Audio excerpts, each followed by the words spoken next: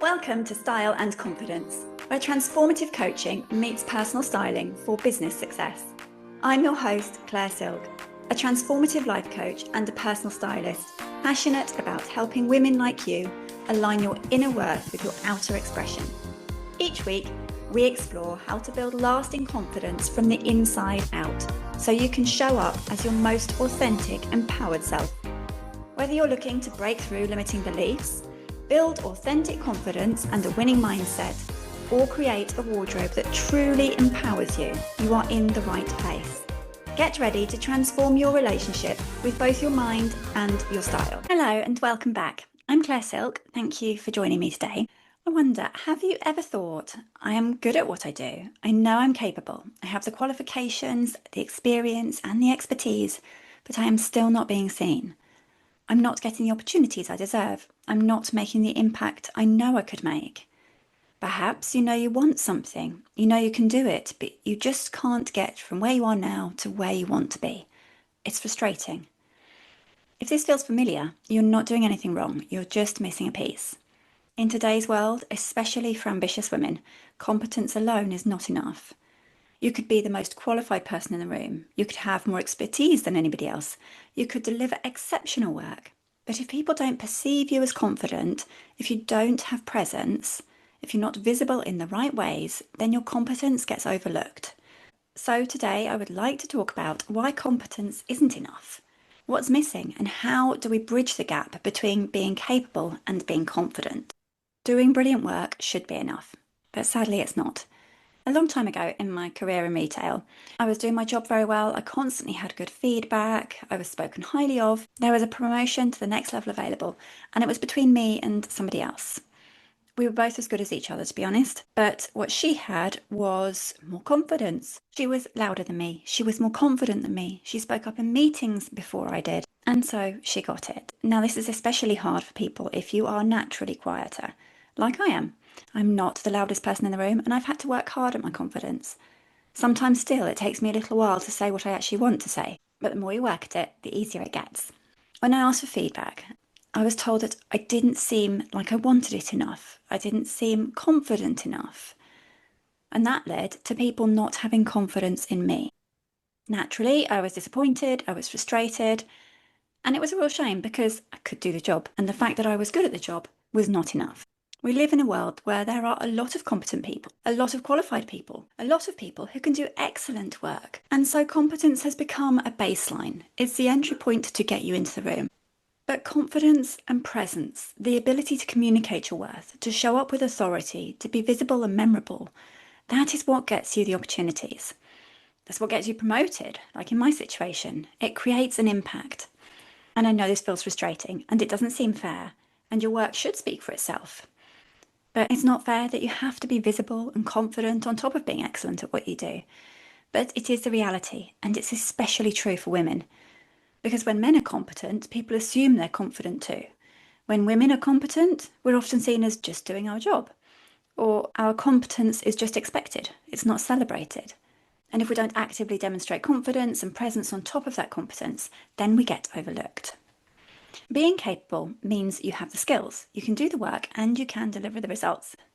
Being confident means that you know your worth, you trust yourself, you show up with presence and authority, and you are willing to be visible and take up that space. Critically, people respond to confidence differently than they respond to competence. When you're competent, people think she's good at her job. When you're confident, people think she's a leader, she's someone to pay attention to, she's someone I can buy into, someone who would be good at the next level. Competence gets you respect for your work. Confidence gets you opportunities. You can influence and impact. As women, we're often not good about blowing our own trumpets. Often we don't want to be seen as arrogant and we play down our own abilities and strengths. And we have all grown up in a society where we thought if we worked hard enough, if we were competent enough, then we would be recognised and rewarded without shouting about it. But that doesn't seem to be how it is. And confidence isn't the same as arrogance. Arrogance is thinking that you're better than everybody else. Confidence is knowing your worth without needing to compare yourself to others. Arrogance is loud and performative and actually comes from a very insecure place. Confidence is calm and grounded and genuinely secure. Wanting your work to be seen isn't shallow, and it's very strategic, and it's necessary. If your work isn't seen, you can't create the impact that you're meant to create. You can't help the people you're meant to help. You can't build the career or the business that you desire. So your competence matters, but it needs to be paired with confidence in order for it to be recognised and valued. And in starting a business, this is definitely something I've battled with. It's one thing to be a good coach, but it's another thing to put yourself out there and be visible and tell people that you're a good coach and shout about the results that you can help people achieve. And it can feel very uncomfortable. So what does it actually look like to shift from capable to confident? Well, first, these women stop waiting for their work to speak for itself. They understand that in a world full of capable people, you have to actively make your work visible. That doesn't mean being boastful or constantly promoting yourself. It means being intentional about sharing your expertise, contributing to important conversations, and ensuring the right people know about your contributions. Capable women wait to be noticed. Confident women make themselves visible. Second, they trust themselves as much as they trust their skills. And this is huge. Self-trust is so important because you can be excellent at what you do and still not trust yourself. You can deliver great work but second guess every decision, especially if you're a perfectionist. You can have expertise but constantly seek external validation before moving forwards. That's self-doubt creeping in. Confident women trust their own judgment. They make decisions without needing everyone else to agree first. They make decisions quickly and they back themselves. Third, they show up with presence, not just competence. Presence is about how you show up in a room, the energy that you bring, the authority you embody, that embodied confidence. It's about being fully present rather than feeling anxious. If you've ever done any public speaking, you'll have felt a difference between being anxious and being so conscious of what you're saying, how you're saying it, what everyone else is thinking. But if you're fully present, you're actually able to enjoy it and you get into it more. It's also about being grounded rather than scattered, having that centered feeling, being willing to take up space rather than making yourself small and hiding. Capable women deliver good work, but often they do it from the background and they remain invisible. Confident women deliver good work too, and they're present whilst doing it. People remember them, people want to work with them. Fourth, they align their external expression with their internal capability. And this is where style and presence come in. I see capable women dress in ways that hide their competence rather than express it. They dress to blend in, to be safe, and not to draw attention. Simultaneously, they want to be noticed, they want to be seen, because they want to win clients or promotions. And what happens to them? Well, their external expression doesn't match their internal capability. So people underestimate them, which is not fair. They're doing themselves a massive disservice. Confident women understand that how they present themselves matter. It communicates their worth. It's strategic. They dress with intention. They show up in ways that reflect their expertise and their authority, and they use their presence strategically. Furthermore, they reinforce their confidence with the way they're dressing, creating a positive feedback loop. Fifth, they are willing to be imperfect and visible at the same time. This is hard. I've found this hard. And perhaps this is the biggest shift for a lot of people. Capable women often wait until they feel perfect before stepping forward. This is so true of high achievers. They're used to doing well, used to being good at things. So to then do something that's maybe not as good as you'd like it and still put yourself forward is really uncomfortable. These women want to be absolutely certain that they have the right answer before speaking up. They want to feel completely ready before taking any opportunity. The trouble is, you could be waiting for a very long time to be certain that you absolutely have the right answer. And we hardly ever feel completely ready. Confident women understand this, and they step forward anyway. They're willing to be visible, even when they're still learning. They're willing to take up space, even when they don't have it all figured out, and willing to be seen as a work in progress, and share that vulnerability.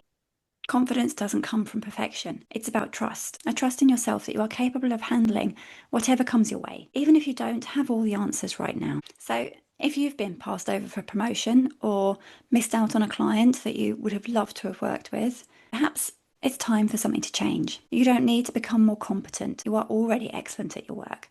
What you do need is to be more confident and to show up differently, maybe to be more visible. Try starting to speak up in meetings more, even when you're not 100% certain that you have the perfect answer. Try sharing your expertise more visibly. Write articles, contribute to important discussions. Make sure the right people know about your work. And work on your presence, both your internal confidence and your external expression. Start dressing in ways that reflect your authority. This will help you carry yourself differently with an air of confidence. People will start to see your confidence matching your competence, and that will open doors. You don't need to become someone different or to change your personality or to start being someone you're not, but you do need to close the gap between your capability and how you are perceived. You have to let your confidence match your competence and to be seen for the incredible work that you are doing. You deserve these opportunities and the recognition, and you deserve to make the impact that you are capable of making. But that requires more than just being good at what you do. It requires being confident in who you are. So, my action for you this week, I'd like you to do an honest assessment of where you are on the capability to confidence spectrum.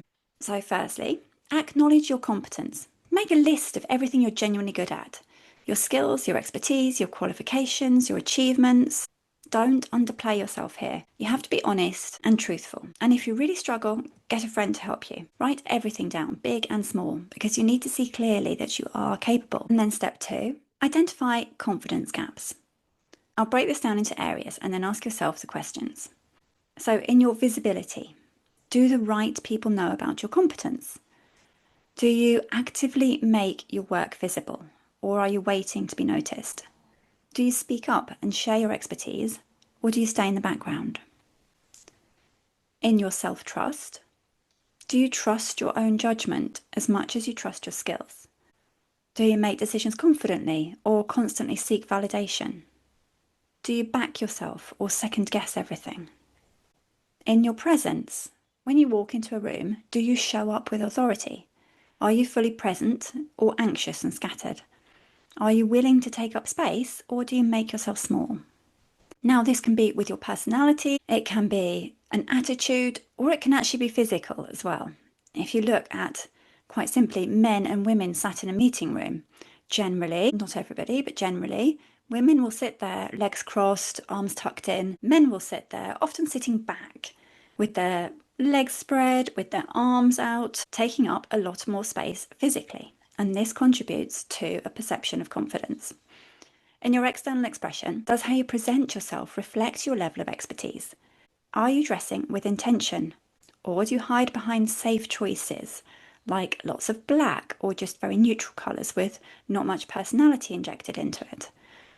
Does your style communicate your authority, or does it undermine it? For example, if you're a senior leader and you're still dressing like a graduate, it's not reflective of your expertise.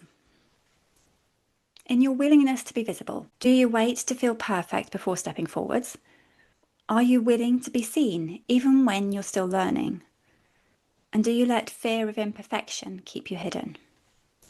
So be honest, where are the gaps? And once you've identified those, step 3, choose one area to work on. You don't need to address everything all at once, it's too overwhelming. Just choose one area where there is a significant gap between your capability and your confidence. Maybe it's visibility, or it's self-trust. Perhaps it's presence. Perhaps it's how you present yourself and show up. Choose one, and then take one confident action this week. So based on the area that you've chosen, what is one action that you could take that would close the gap? Perhaps it's speaking up in a meeting where you'd normally stay quiet or wait for somebody else to make your point. Sharing your expertise visibly, like writing a post or contributing to a discussion. Making a decision without seeking validation from everyone else. Or dressing in a way that reflects your authority rather than hiding behind safe choices. Maybe it's even stepping forwards for an opportunity, even though you don't actually feel perfectly ready. In this instance, I always go with say yes and think about it later. Just one action. One step from capable to confident. And then notice what changes. When you take that confident action, pay attention. How do people respond to you? Do they treat you any differently? How do you feel about yourself? Does it reinforce your confidence? Can you feel that? And what becomes possible that wasn't possible before? And this is how you learn. Confidence creates opportunities that competence alone doesn't. So as we get to the end of the episode, let me recap. Competence alone is not enough. In a world full of capable people, as well as AI, competence is a baseline. Confidence is what creates opportunities, influence, and impact. And people respond differently to confidence than they do to competence. Competence gets you respect for your work. Confidence gets you opportunities, leadership roles, and the ability to make real impact. The shift from capable to confident includes making your work visible instead of waiting to be noticed, trusting yourself as much as your skills, showing up with presence, aligning your external expression with your capability, and being willing to be imperfect and visible at the same time. So your action for this week is to assess where you are on the capability to confidence spectrum, identify confidence gaps, and choose one area to work on. Take one confident action and notice what changes for you, because you are capable. That's not in the question. But the question is, are you confident and are you willing to let the world see it? So thank you so much for being here with me today. If this resonated with you, I would love to hear from you. Where do you notice the biggest gap between your capability and your confidence? Send me a message on Instagram or email me. And if you are ready to close that gap, if you're ready to build the confidence that matches your capability, then I have something that can help. My Confidently You digital program is a self-paced journey designed specifically for capable women who are ready to step into their confidence. This includes 4 video modules where we do the internal work of building self-belief, resilience, and trust in yourself, as well as developing leadership presence, as well as the external side of things, developing leadership presence and aligning your style and your personal brand with your authority so that you can show up with intention and be strategically visible, because real confidence requires both. And this program will give you the foundations, the guidance and the tools to build it at your own pace. And it's perfect for you if you know you are capable but struggle to feel confident, if you want to be more visible but you're not sure how to start, and if you are ready to stop waiting to be noticed and you want to start being seen. This bridges the gap, and this is how you start moving from capable to confident, because you deserve to be seen for the incredible work that you are already doing. You can find out more about this and enroll at clairesilk.com, and I'll put the link in the show notes. Thank you for listening to Style and Confidence, where style meets confidence for business success. If you have enjoyed this episode, please share it with a friend, rate, review and subscribe so you never miss out on our weekly confidence building conversations.